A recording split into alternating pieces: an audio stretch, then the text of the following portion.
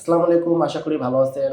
আমাদের জন্য খুশির খবর হচ্ছে এখন থেকে পাসপোর্ট করতে আর পুলিশ ক্লিয়ারেন্সের প্রয়োজন নেই। মানে হচ্ছে এখন আপনি চাইলেই পাসপোর্ট করতে পারবেন। পুলিশ ক্লিয়ারেন্স লাগবে না। আমি আমার পাসপোর্টটা করতে কেমন হয়রানি হইছি। দেখেন আমার বাসা হচ্ছে একটা ডিস্ট্রিক্টে, এক জেলায়। তো আমি ঢাকাতে পাসপোর্টটা করছি। তো এই পাসপোর্টটা করার জন্য আমার হচ্ছে আমার এলাকায় ভেরিফিকেশন করছে, তখন আমাকে যেতে হয়েছে, মানে আমার জেলায় যেতে হয়েছে। অ্যান্ড হচ্ছে ঢাকাতেও আমি যে থানার আন্ডারে থাকি এখন, সেই থানাতেও ভেরিফিকেশন হয়েছে। ভেরিফিকেশন হওয়ার পরে আমি হচ্ছে আবার পাসপোর্টটা হাতে পেয়েছি। তো আমাকে ২ বার হয়রানি করতে হয়েছে। ওকে, এখানে আবার তো জানেন যে পাসপোর্ট যখন ভেরিফিকেশন করতে যায়, মানে যখন আপনার থানা এসআই বা হচ্ছে ওসি তদন্ত আপনাকে ফোন দেয়, তখন কি হয় এটা তো সবাই জানে, এটা তো অফেন্স সিক্রেট। অফেন্স সিক্রেট না, নাস্তা খাওয়াইতে হয়। হ্যাঁ, নাস্তা খাওয়াইতে হয়, এটা ওনারা ডিরেক্ট বলুক আর আইনডিরেক্ট বলুক, নাস্তা খাওয়াইতে হয়। মানে এটা আর বেশি কিছু বললাম না, আপনারা বুঝে নিন।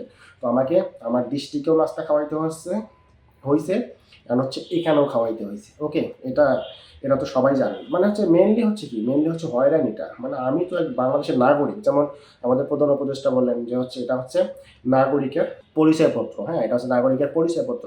তো এটা তো আমার অধিকার, নাগরিক হিসেবে আমার অধিকার। তো এর জন্য আমাকে কেন ২ জেলায়, আমি হচ্ছে যে জেলায় পাসপোর্ট নেব সেই জেলায়, আর হচ্ছে আমার স্থায়ী ঠিকানার জেলায় কেন আমাকে ২ বার হয়রানি হতে হবে, তাই না?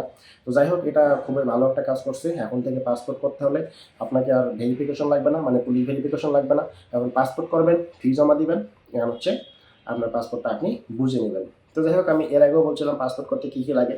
এখন কী কী লাগবে? এখন তো পুলিশ ক্লিয়ারেন্স লাগবে না। তার মানে এখন হচ্ছে আপনি জাস্ট একটা আবেদন করবেন। হ্যাঁ, একটা আবেদন করবেন।